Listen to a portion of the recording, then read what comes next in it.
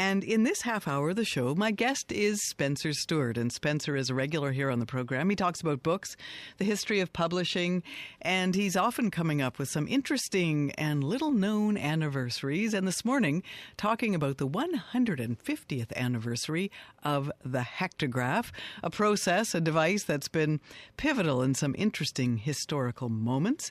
And I started our conversation by confessing to Spencer I had no idea what a hectograph is.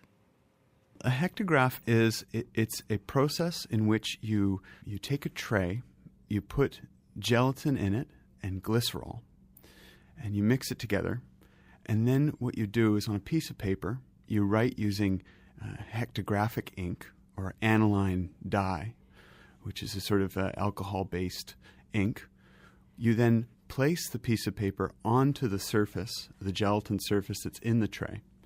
You then take the piece of paper off, and it suspends the ink that you've written on the piece of paper for a period of about, well, they say hecta is, connecting to the unit of 100 in Greek, but you can actually make about 40 to 60 copies of what you've written on that initial piece of paper. So you just lay another paper on it, and that's right. It absorbs some of that ink that's there? That's right. Oh, yeah, okay. so the glycerol pulls the ink out off of the surface, and it suspends it for that period of time. And what happens is as you put the piece of paper on, with every sort of copy that you make, it slowly sort of dissolves back into the gelatin itself.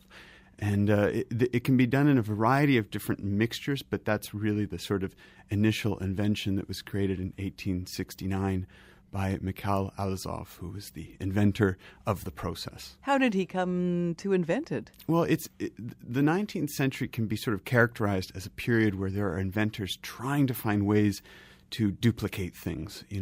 The expansion of companies, as well as the growth of state bureaucracy, really required copying and duplication to become, an utmost.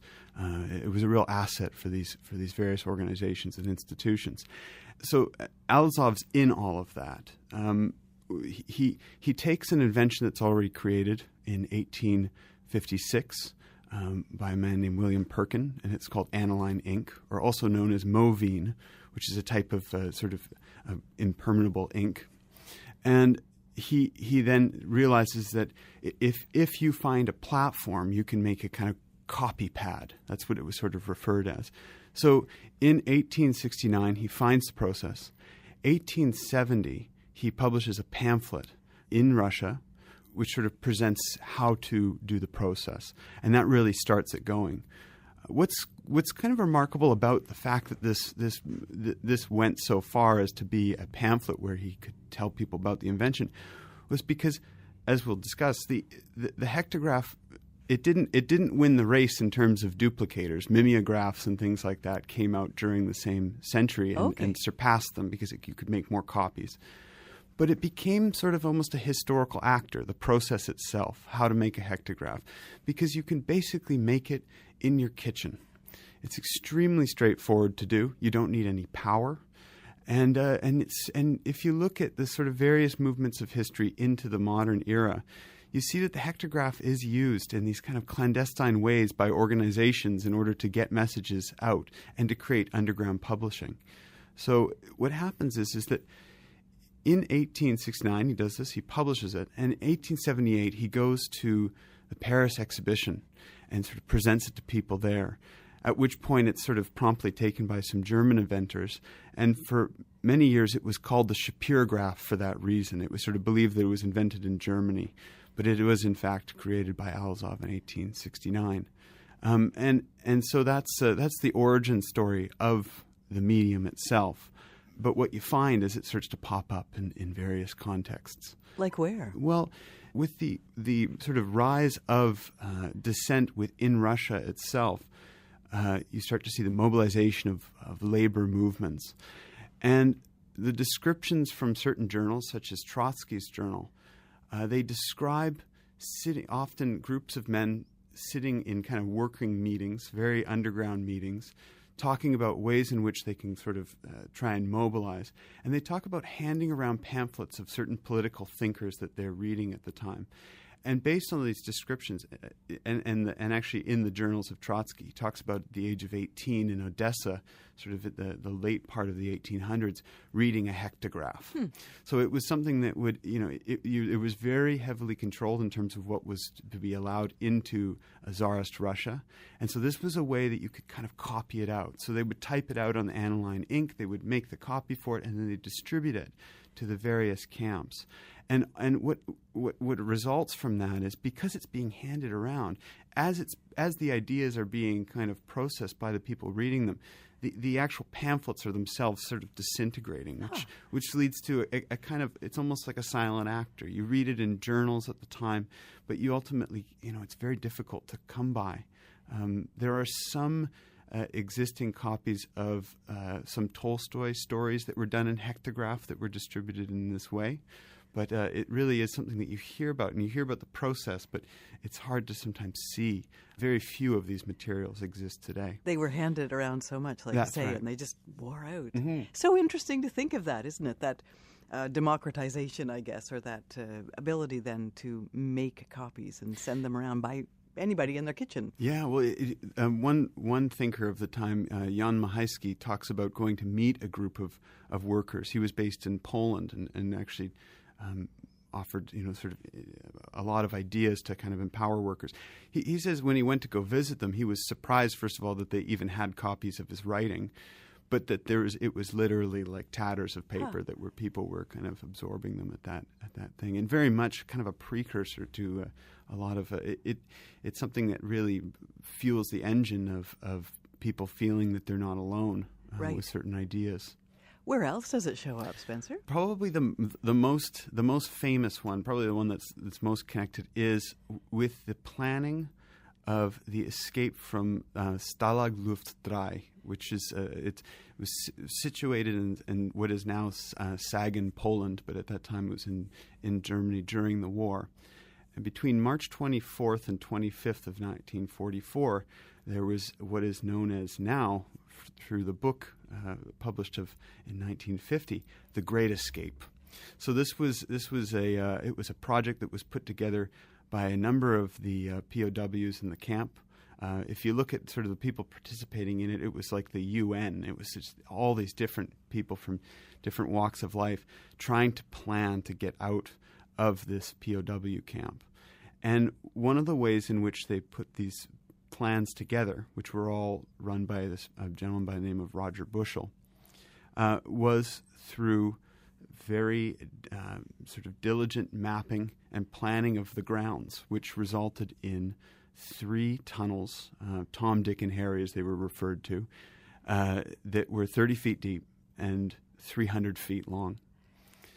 And there was one gentleman in particular who was involved in all this by the name of Desmond Plunkett, who had a group of guys, about 12 other individuals, working with him on a pretty regular basis to make what we now know to be a hectograph. Maps, then? Yeah, so maps, forged papers, forged documents once you were out, fake train tickets. It was said that they actually referred to him and his group as Dean and Dawson, named after the travel agency, because they were sort of putting things together quite ad hoc. And it's estimated that roughly 2,500 copies of maps and things were produced by Plunkett and his team in that time. What's interesting is that in the Great Escape, published in 1950 by Peter Brickhill, he describes it as an quote-unquote ingenious mimeograph process. Well, the mimeograph is a very different process. You need first of all a machine to do so, which makes quite a lot of noise. Absolutely, and you have a stencil and all the rest of it.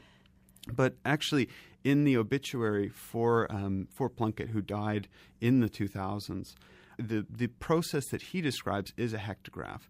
And the way in which he made it is quite ingenious. What was happening is they were getting Red Cross rations. He would then disassemble the metal pieces, flatten them out, and using fir tree resin, he would put them together to create a tray, which he would then produce the gelatin through sort of collecting foodstuffs, putting it all together. And they had some sort of hectograph ink around which they would crush up, and then they would use it to write on pieces of paper and make maps and whatever they needed. And then they would produce these copies from it. And even in the obituary, they mention it. They keep echoing that it's a mimeograph, but it's in fact the description that's in the novel itself, or rather in the account itself, is the process of the hectograph. So ingenious. Yeah. Absolutely incredible. And I think in the actual film itself, I think Donald Pleasance plays Blythe, who's the character who is the forager, and that's based on Plunkett who was indeed an actual person. Are there any other examples, Spencer? Returning back to Russia for a period of time, the sort of somewhat dark irony about the hectograph is that it was used to mobilize workers. And then it was used for what's referred to as samizdat, or self-publishing, that took place mostly after the death of Stalin, so 1953 onward, to actually be critical of the Soviet regime, and what ultimately starts to generate opposition within communist Russia and other areas because of the clandestine nature of it. If you're caught with the materials, you can just sort of write them off as, the tray is in the kitchen, and you can actually pour out gelatin, and thus the copy that you were making is totally gone. There's no way to retrieve it. And one of the reasons for this is because the KGB, with any copy material or any typewriters, they were all registered, and any copies made had a corresponding code, which meant that you couldn't really do any reproductions within the state or within any departments themselves.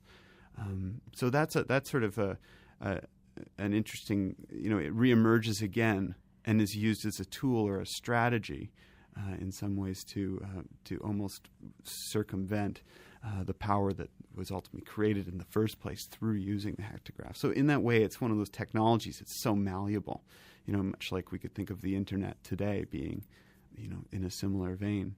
Another example around 1937 and onward is on the lighter side, and that's is fanzine culture. And the examples of hectographs in fanzines, unlike with trying to escape from a POW camp or creating revolution, there are many examples of these hectographs still in existence. And it was connected predominantly with what was known as FAPA. It was the Fantasy Amateur Press Association, which was formed in 1937 in San Francisco. And it became a kind of a wellspring for a number of sci-fi writers who, would basically, write stories or illustrations. They would submit them into the Amateur Press Association, which bundled them all together and then sent it to the respective members of that group. Of course, it was limited because of the hectograph to about 50 people.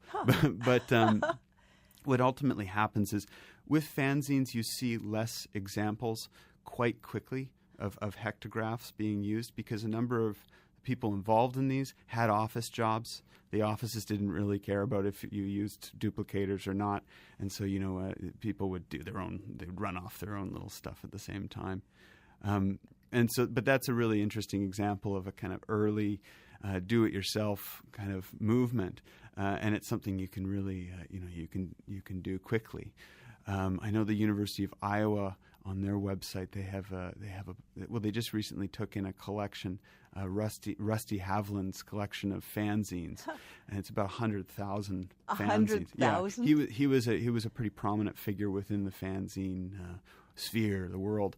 And they're actually slowly but surely digitizing. I believe they're almost done, actually, the process. So if you just search fanzine University of Iowa, it'll pop up, and they show great images of it. And some of those early hectograph images where you see the sort of iconic purple ink, the Movine ink that exists through the ages of the hectograph whenever it's used. That is Spencer Stuart. He's on the show here every month or so talking about books and publishing. And this morning, the 150th anniversary of the hectograph.